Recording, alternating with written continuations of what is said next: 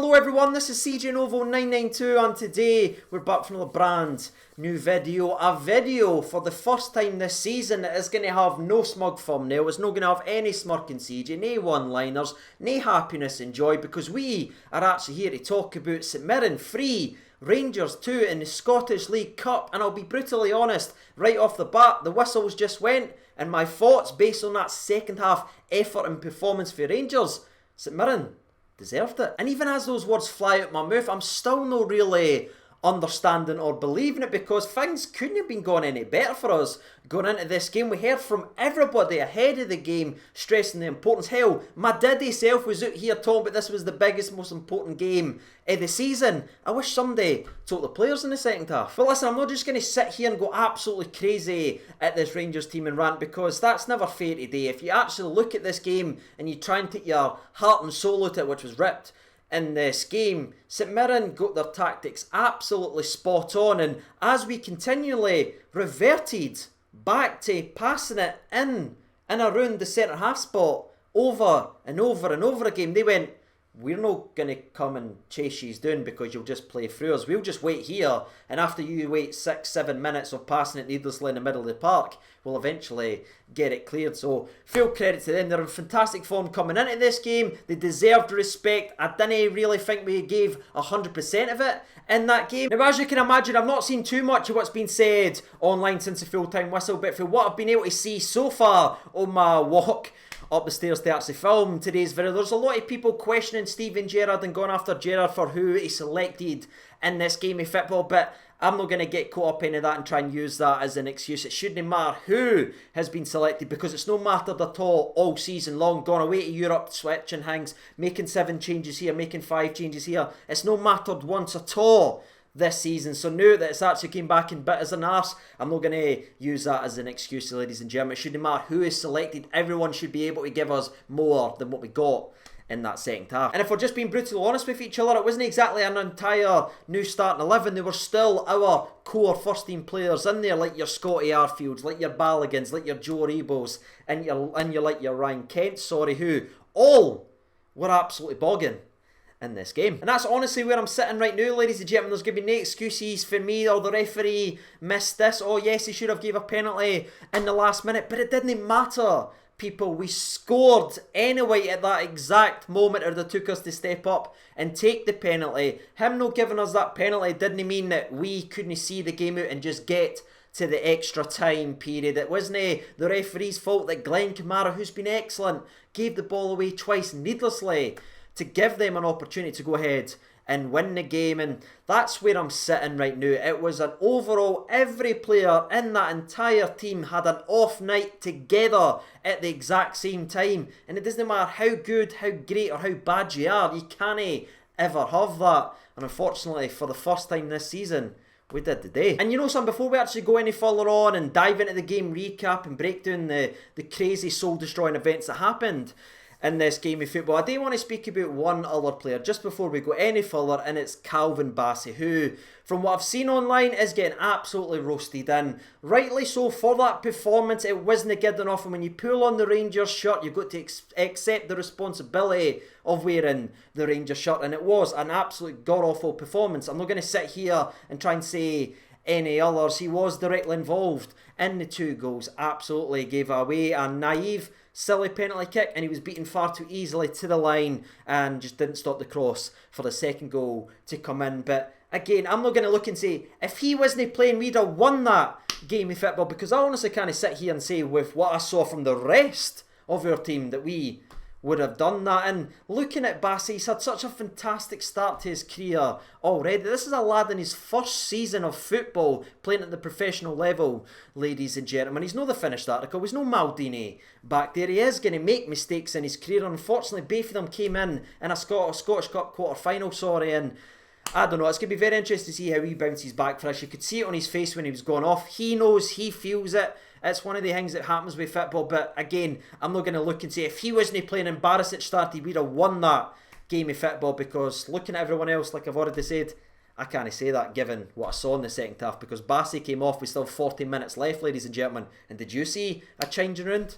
I never. But hey, enough talking around the game then, shall we? Let's get in and speak about our first loss of the season in the midway point in December. And if you'd have told me that with the way we started this game, I'd have laughed directly right into your face, because we started the game as the way we wanted us to start. It was direct, it was fast, it was free flowing, and we created a couple of opportunities. And the way we opened the scoring in this game was a fantastic bit of hunting, ruthless, going after him, not letting St Mirren breathe. Something we abandoned the longer the game went on. But when you go back and you look at that goal, you can see everything we lost in the second half. Hunting in packs, going after it. We win the ball back, not once, but twice, and it eventually goes to Arfield, who whips on a great cross. It gets deflected out. Goldson, brilliant first touch, little fake shot, opens the body up, rattles one, bottom left, 1-0 to Rangers, and we're all going, this is glorious. And so was most of our play up to the 22nd minute of this game, where yes, the referee clearly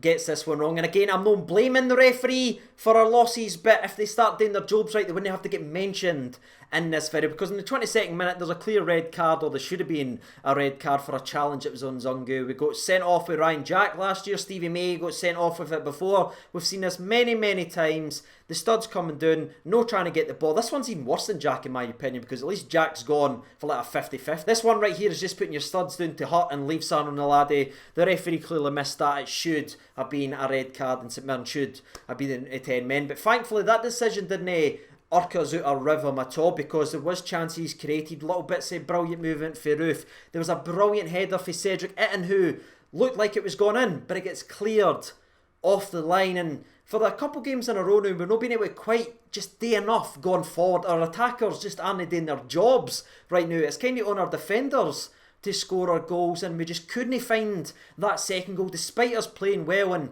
that's always dangerous. And something else that's always dangerous, by the way, is when you've got the ball 5 yards away from your box, and instead of passing it and trying to get up the park, Ryan Kent tries to beat two men, loses the ball gets, it's almost like a cruel way kind of sums up the game, because the ball just gets ballooned up in the air, it bounces, and the player for St Mirren is so clever here, because he just gets his body in front of Calvin Bassey, who again shows his inexperience. He's very naive, clumsy challenge, no complaint from here, clear penalty kick. The kid steps up, slots it in the middle. It's 1-1, but at that point I still wasn't worried. Even though we went into half time and we didn't create anything for the last 5 minutes, I'm sitting back going, right, fine, right? Solid first half, a daft moment for Ryan Kent, a bit of naivety for Calvin Bassey. We've got more than enough in the tank to go ahead and do the job.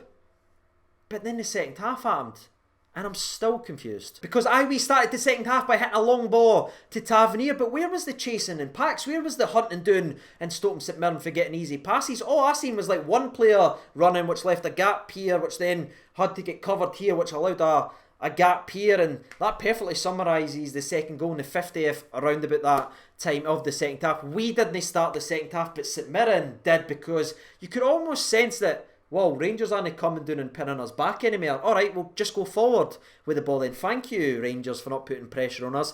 And it's a brilliantly well worked move. If you're looking for St Mirren perspective, it's fast, it's free flowing, it's very like what we do or have done all season long. But you go back and look at the defending for young Calvin Bassey, it is very bad. He just gets beat far too easily. His positioning's all wrong, he can't stop the cross.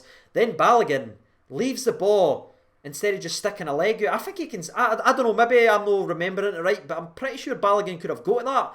But he just kind of like leaves it to come in, and you never allow a ball to come in your 6-yard box. Goldton's got two men on him. Scotty Arfield gets flipped inside out like a burrito, and the guy just slips it softly and effortlessly past Alan McGregor, and it's 2-1 to St Mirren, and you're going, that is absolutely awful from Rangers. Now 10 minutes after they did take the lead, we did have the ball in the back of net from Tavernier, which looked like his 18th goal of the season, but then the referee's flag goes up and you're going, what's happened here then? And then you see it, the ball is correctly ruled out from Kamaru. Again, the Premier Sports angles are absolutely horrific on the best of times, but even in this one, half the ball was cut off when it was trying to show me the incident. I think it was definitely out anyway, so I think the referee got that one spot on. If I haven't, correct me down in the comments, but it looked like the referee gave it for the ball going out the byline. And again, for me, it looked like the officials got that one right. But anyway, Bassey comes off the park and people are saying what they're saying about the young laddie, but there's another player going off the park at that point, and rightly so, by the way, and that was Scotty Arfield, who was beat to every ball, looked 10 yards off the pace, and every pass was completely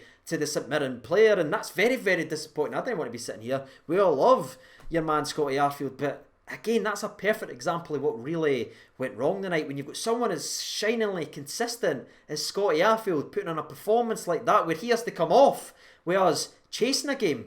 That says everything about this game, and that went right through the entire freaking squad tonight. Now, I'd personally love to be able to sit here and see the changes that were made and the things that we tried to tweak and change. That created so many opportunities for us that we just kept battering the door. But honestly, no, it was very, very slow. Ryan Kent was playing at left back because we just kept passing it from side to side all the time in the middle of the park. He had to keep trying to come back. You could see he was getting frustrated because he wasn't having a good game either. But he was like, what are we doing here? Try and quicken it up. But I thought St Mirren was very clever, and I don't know how many people have noticed this, but Big Obika was actually on Connor Goldson to stop Connor Goldson from hitting those long balls. He just stayed there his side and allowed Balogun to have the ball.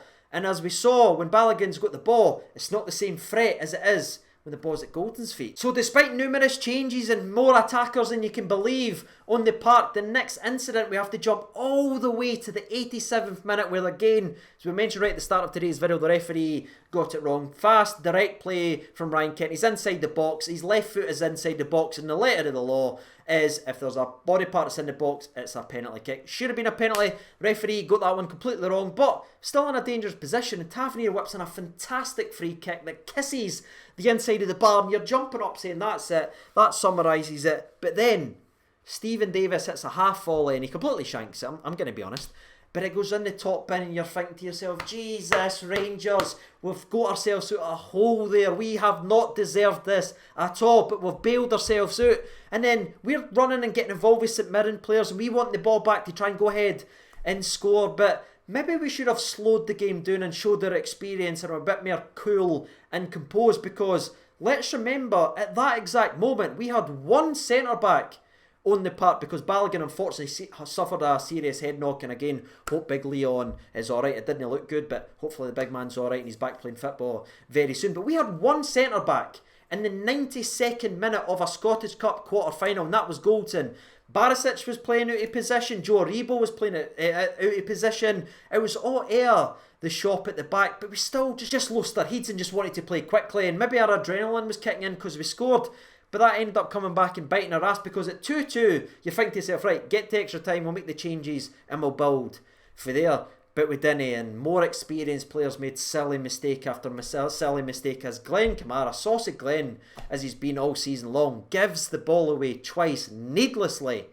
And that gives St Mirren 2 set pieces. And again, you have to be fair, because everything's been going well for us, and we've been loving life and we've been enjoying ourselves, and we've been toasting ourselves and how well we've been playing. But sometimes you just got to hold your hands up. The lads had 2 corner kicks there with the pressure on them. He set 2 perfect corners. First one we eventually get cleared after Davis chests it down on the line. That was the warning sign. Did we learn for that?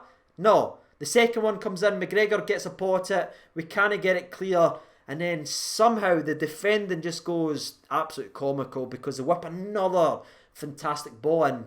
And there's 3 St Mirren players at the back post. If you go back and you look at the defending, we've got 3 guys attacking the front post. The ball is nowhere near the front post. Ken who is near the actual ball? The guy that ends up tapping in after a phenomenal save for Alan McGregor. No wonder that man's absolutely raging, because that is a game-winning save. It's just unfortunate somebody forgot their defensive duties, and I don't know who it was. I don't know who blew their coverage. Maybe somebody can let me know down in the comment section below. But they took advantage of the fact that we only had one centre-back on the park, and it showed no one big enough at the back post. Guys wide open. It's 3-2 to St Mirren, and you just sit back and you go, that's sickening and devastating, but it's fully deserved. And you know, son, we talked about after the 0-0 draw at Livingston, we talked about the 2-2 draw with Hibs, we talked about the draws with Benfica as being wake-up calls. Well, ladies and gentlemen, boys and girls, we have bounced back for every one of them, and I know it's too early to say, and some people will be fuming that I'm even mentioning this,